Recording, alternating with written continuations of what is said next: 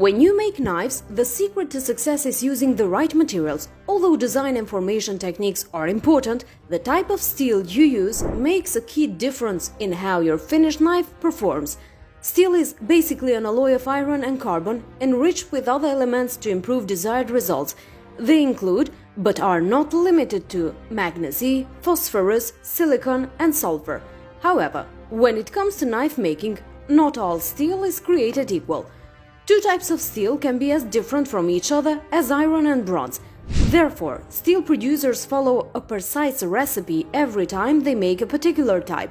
Each of these combinations, which also vary in proportions, has its own name, so that customers know exactly what they are getting. SAE and AISI naming conventions use a 4-digit number to classify steel.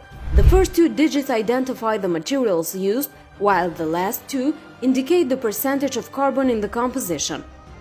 Carbon steel produces a sharp, strong blade that's easy to resharpen, making it ideal for creating machetes, bowie knives, and other tools intended for heavy-duty work. The C10 series steel are a popular choice. The C identifies it as carbon steel, while the 10 indicates that it is plain carbon steel with a maximum of 1% magnesium. The last 2 digits state the carbon percentage in the alloy. For example, C1045 has 0.45% carbon. Whenever possible, go for a steel with 0.30% to 0.60% carbon because they are sufficiently hard without becoming too brittle during processing.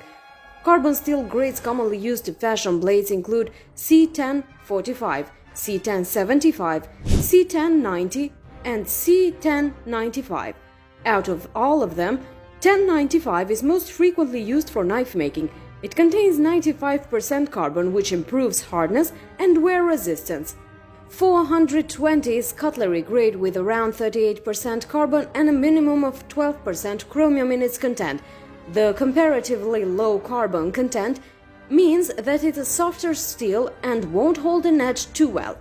If you make a knife from this material, you will have to sharpen it frequently and watch out for chipping. On the plus side, it's highly corrosion resistant, which makes it a great material for wet applications such as diving knives. Of all the steels in the ATS series, ATS 34 is considered the best for knife making. It has a carbon content of 1.05% and is often used to make higher-end knives. This steel series is becoming popular due to its strength, corrosion resistance, and ability to hold a sharp edge. Bear in mind, however, that they can be difficult to sharpen. The types used most often for knife making are 30, 60, and 90, which refers to their 3%, 6%, and 9% vanadium content in the alloy. Thanks for watching, until next time.